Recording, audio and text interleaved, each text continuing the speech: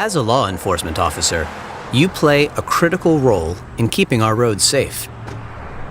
Drivers who are impaired due to alcohol or other drugs are a clear danger to other drivers. But medical impairments may cause many of the same driving behaviors. Health problems can make driving less safe by restricting movement, limiting vision, and affecting our cognitive processing or thinking abilities.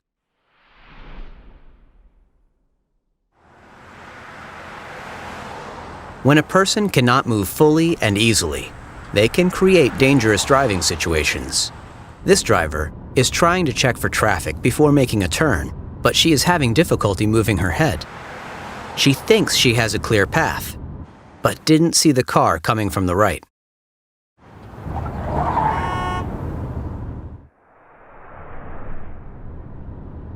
Some medical conditions can lead to loss of sensation in hands and feet.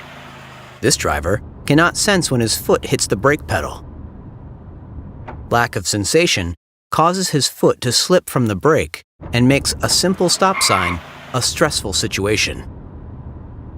Some drivers with limited mobility can continue to drive safely with adaptive equipment in their vehicle or with the help of a driving rehabilitation specialist. Most states require that restrictions be noted on the licenses of drivers who need vehicle modifications to drive safely. If you encounter a driver who should be using a modified vehicle, for example, someone missing a limb, but who does not have the proper equipment installed, refer that driver for licensing review and write a citation.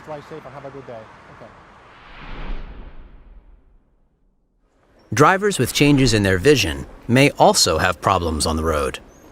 Some eye disorders limit a driver's ability to see in low-contrast situations. A pedestrian wearing dark clothes on a shadowy street might become invisible. An otherwise safe driver could cause a crash. Other eye disorders can make vision dull and blurry, cause problems with peripheral vision, or make sun glare or oncoming headlights difficult to manage. If you spot a driver who appears to have vision problems, write the citation. Ma'am, I've issued a traffic citation for driving erratically. Make the referral for driver licensing review. Health problems that limit clear thinking and short-term memory, such as Alzheimer's disease and dementia, make driving unsafe. A driver who is confused about where he is can be unpredictable to other drivers, causing dangerous situations on the road. Confused drivers may take the wrong cues from the cars around them.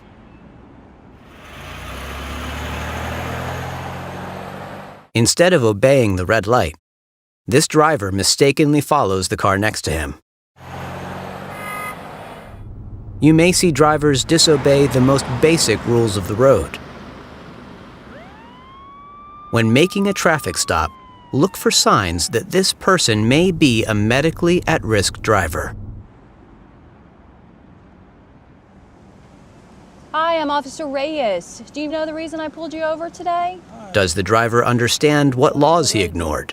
You ran the stop sign, sir. Do you have your license and your registration on you? Does the driver seem confused when following your instructions? I think you might have passed it, sir. And do you have your registration on you as well? Or what? Do you have your vehicle registration? You ran the stop sign back there. You went right through the stop sign. Actually, I need your registration, please. Oh. Yeah. Do the driver's answers make sense? Okay, what I do? Determine if the driver is far from home, and if he has a clear plan for getting back home. Sir, where are you headed to today? I'm going to the store. Which store are you headed to? Oh, it's down there. If I see it, I know. Look for other clues that the driver may be having memory problems. Do you know what the day of the week is? Oh. Oh, sure. What'd I do? You ran the stop sign back there, sir. Do you have any family members that live in this area? Consider what you would do if you encounter a driver who is not clear enough to continue on his or her journey.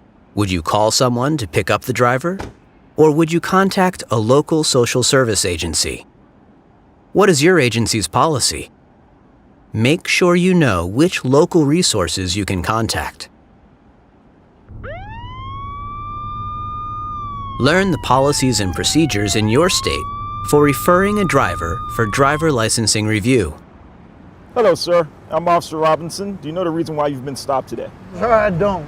You drove through a red traffic signal at the last intersection. I need to see your license and registration, please. Tickets or written warnings can be strong red flags for drivers and their families that they need help. Sir.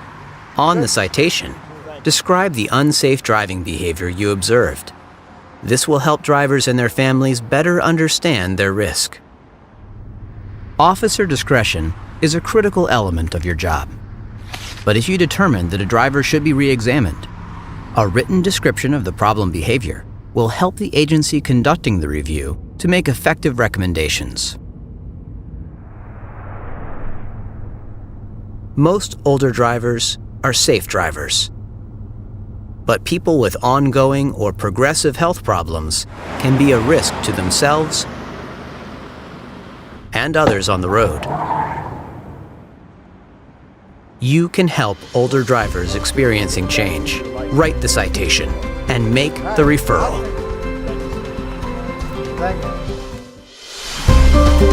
Hi, I'm Dr. Ann Dickerson. I'd like to talk with you today about North Carolina's Medical Review Unit as part of the North Carolina Department of Motor Vehicles and law enforcement's critical role addressing medically at-risk drivers. North Carolina's Medical Review Unit has been established for many years. Its mission is to evaluate the driving fitness of individuals who suffer from conditions that adversely affect their ability to safely operate a motor vehicle. This is their website. It has all the forms and information that I'm going to talk about for the next few minutes. In terms of an overview of the program, there is an operational support manager who manages the program, one nurse manager, and 5 nurse consultant positions, with 3 administrative assistants and 3 positions being added because of the number of referrals that they are getting. They have 4 medical review board doctors and 6 contract physicians that review the cases. The volume currently is 300 plus per day, although some of those are duplicates.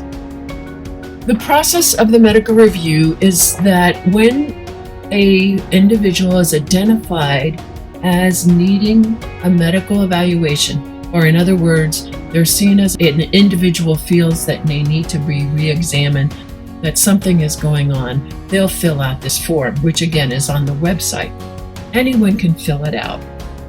Family member, healthcare provider, and law enforcement. In fact, this is the form that local law enforcement would need to use at this point in time.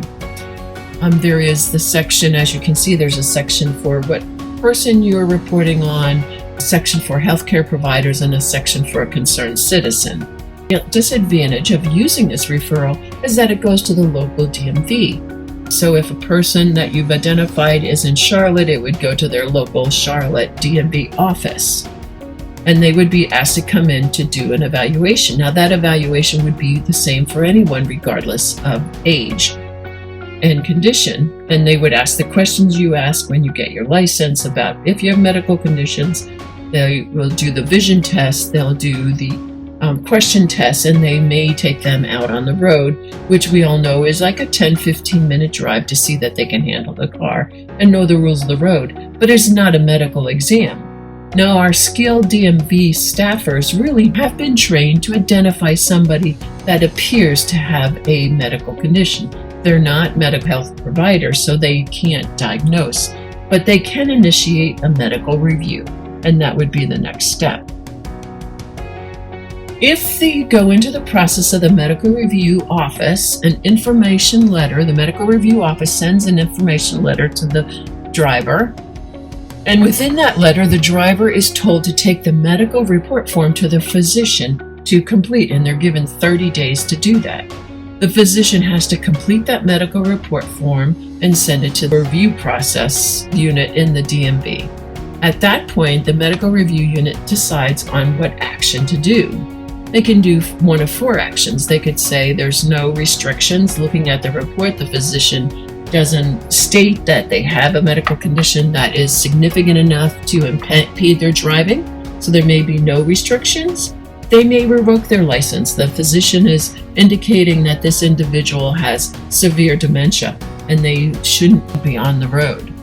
And the third thing is restrict their license. An example might be if someone has severe glaucoma and they shouldn't be driving at night, so their optometrist writes in the office that would restrict that license.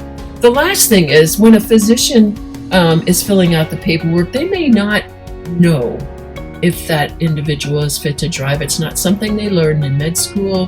They may not be familiar enough with the individual. They seem fine, but they've had several crashes recently. So what the physician may be putting on the medical report form contrasts with what the MRU is thinking. And so there's just not enough information. The MRU will request a comprehensive driving evaluation from an occupational therapist. They do a medical history, they do clinical assessment, and they do that on-road evaluation for fitness to drive. And that's usually about 45 minutes. So this is a 2 to 3 hour evaluation doing a clear, objective medical evaluation for fitness to drive. That report goes back to the MRU, and then the DMV makes the decision of whether that individual has a restricted, revoked, or no restriction license. So the law enforcement, where do they come in? The law enforcement is a major referral source for reporting medically at-risk drivers. In fact, State Highway Patrol has been completing the recommendation for medical driver examinations for many years now using HP 640, and that has just recently been revised. And based on this revision, we believe all law enforcement should use a similar form, because one of the greatest advantages is law enforcement, as the boots on the ground, as the individuals that actually see the individuals, medically at-risk drivers, make the critical errors that could cost someone their lives. They see this and should send that information directly to the medical review unit. So the important information to know, it only starts that medical review process, the one I just reviewed. The officer is not taking away the license, only identifying those drivers who need a fitness to drive evaluation. It begins that process of sending the report to the physician. So if you fill out this report as a law enforcement officer, you're starting that process directly with the MRU by using that more generic form. So what does this form look like? It's fairly straightforward. In Section A, you're putting in the driver's information. Section B is putting in the information that warrants what has happened. What was it, a stop, a crash, an incident? When was it, and what were you doing, and why is this report being sent in? Section C is where reported and observed driving behavior. So this is where your expertise come in. What have you seen the person doing that precipitated the stop, precipitated the crash, or what did someone else report you that they did before the crash? So you are checking one or all, as many boxes that are appropriate. And if you'll notice, there is other observations with a red asterisk. A red asterisk goes on to in Section E here. But Section D is driver conditions. These are the observations after the stop, crash, or incident. Now, of course, you're not making a diagnosis. You're not saying this person has dementia or anything. What you're doing is doing the observation, which you're excellent at. Are they confused, disoriented? Do they tell you that they have a medical condition? And certainly write that down in Section E. They have no idea why you stopped them. Do they appear that they report that they're on medication? Do they seem to have a vision impairment? They can't find their driver's license when you ask for it. Do they have difficulty walking if they get out of the car?